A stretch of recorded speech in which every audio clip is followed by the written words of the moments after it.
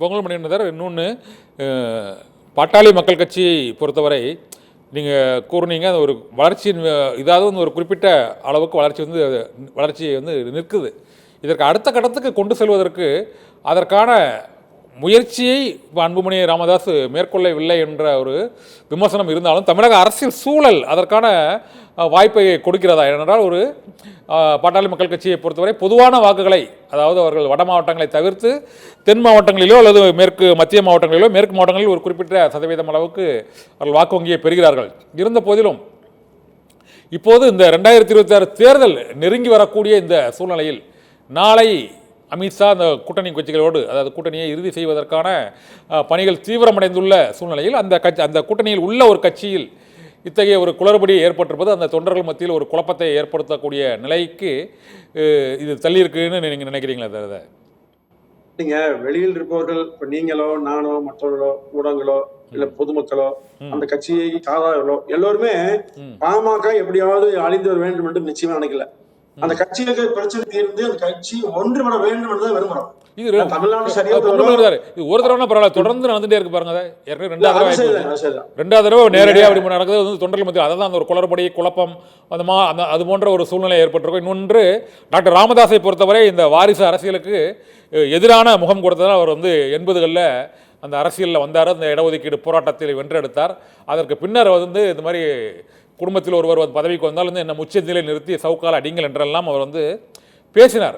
இருந்தாலும் அந்த காலத்தின் கோலம் என்று தான் கூற வேண்டும். காலத்தின் அந்த கால சூழ்நிலை மாறி வந்த சூழ்நிலையில் அவருடைய வயது, அதற்கான அனுபவம் ஆகியவை கனிந்த சூழ்நிலையில் மகனை தலைவராக்கக்கூடிய ஒரு சூழ்நிலை ஏற்பட்டது.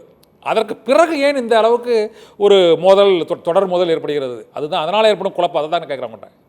இல்லைங்க, ஸ்டாலின் கூட தன் மகளோ அரசியல் வரமாட்டாங்க, அமைச்சரா வந்தாங்க, எம்எல்ஏ மாட்டாங்க சொன்னாங்க. இப்ப எல்லாமே நடந்தது. அதெல்லாம் அரசியல் தவிர்க்க முடியாது. பெரிய குற்றம். திமுக பொறுத்தவரை வாரிசு அரசியல் வெளிப்படை. நாங்கள் வாரிசு அரசியல் அவங்க வெளிப்படையாக அறிவிச்சு செயல்பட்டு இருக்காங்க. ஆனால் பாட்டாளி மக்கள் கட்சியை பொறுத்தவரை நாங்கள் வாரிசு அரசியல் பண்ண மாட்டோம் அப்படின்னு தான் சொல்கிறாங்க. இதை சொல்லி பாட்டாளி மக்கள் கட்சி மட்டும் இல்லை, தேமுதிகவில் பல கட்சிகள் சொன்னாங்க. ஆனால் அவங்களால அதை கடைபிடிக்க முடியல. அது பாட்டாளி மக்கள் கட்சியிலே அது போன்று அறிவித்து செயல்பட்டு, ஆனாலும் அதை திரும்ப இவர்களுக்குள்ளே என்ன மோதல், அந்த அளவுக்கு தொடர் மோதல் ஏற்படுவது ஒரு குழப்பத்தை ஏற்படுத்துமான்னு தான் கேட்குறேன் நான். கண்ணன் சார், நீங்க திமுகவில் வாரிசு அரசியல் வந்து செய்ய மாட்டோம்னு சொல்லுவாங்க. ஆனா அரசியல் இப்பவுமே வாரிசு அரசியல் இல்லைங்கிறாங்க, உழைப்பிலே வந்தாங்கிறாங்க. ஆனா அப்படியெல்லாம் இல்ல. நீங்க வாரிசு அரசியல் பொதுவா இருக்குது, அதை கடந்து போலாம், அது ஒரு பிரச்சனையா இல்ல. ஆனால் இந்த வாரிசு எப்படி இயங்குறாங்கன்னு முக்கியம்.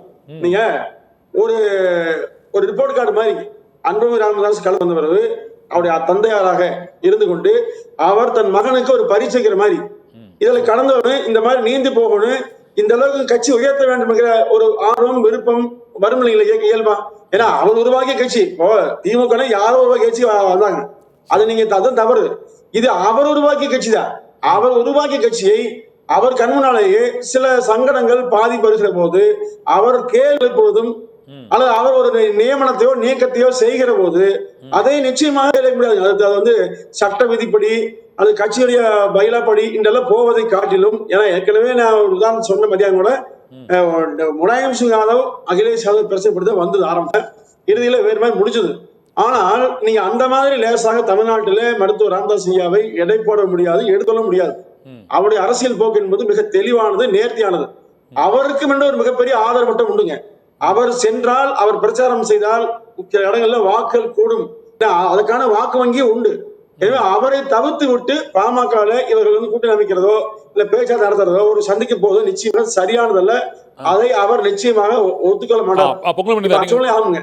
நீங்க பொங்கல் நீங்க சொல்ல நான் ஏத்துக்கிறேன். அவர் தான் இந்த முதல் தேர்தலில் இருந்து அந்த 89 இருந்து அந்த 6% வாக்கு வங்கி, அதற்கு பிறகு அந்த 6% வாக்கு வங்கியே வந்து அவர் அரசியல் அதிகாரத்தை பெறுவதற்கு அதை சட்டமன்ற உறுப்பினர்கள், எம்பிக்கள், மத்திய அமைச்சர்கள் அவருடைய கணக்கு கரெக்ட் தான். ஒரே நிமிஷம், இப்ப 6% எப்படி சொல்றீங்க? இதுவரை பாட்டாளி மக்கள் கட்சி அந்த பெற்ற வாக்குகள் வந்து தேர்தல் ஆணையம் வெளியிட்ட அவர்கள் வெற்றி பெற்ற தொகுதிகள் மற்றும் பெற்ற வாக்குகள், போட்டியிட்ட தொகுதிகள், பெற்ற வாக்குகள் அடிப்படையில் அந்த 6% சொல்றாங்க. சரி சரி சரி, நீங்க சொல்ல கேட்டு ஒரு சிறு திருத்தவங்க. தமிழ்நாடு முழுவதும் அந்த கட்சிக்கு வாக்கு வங்கி இல்ல. தென் மாவட்டங்கள் இல்ல, மேற்கு மாவட்டம் பெருசா இல்ல.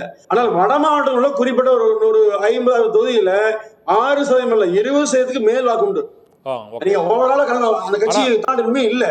இல்ல அதுல தான் வந்து இல்ல அதுல தான் அவங்க வந்து அவங்க 20 தொகுதிகளில் போட்டிடுறாங்க. அதிகபட்சமா 20ல இருந்து 25 தொகுதிகள் போட்டிட்டாலும் அவங்க வெற்றி பெறுவது வந்து தீர்மானிக்கும் வெற்றி தோல்வியை உருவாக்குற மிகப்பெரிய சக்தி ஒரு 60 இருக்காங்க.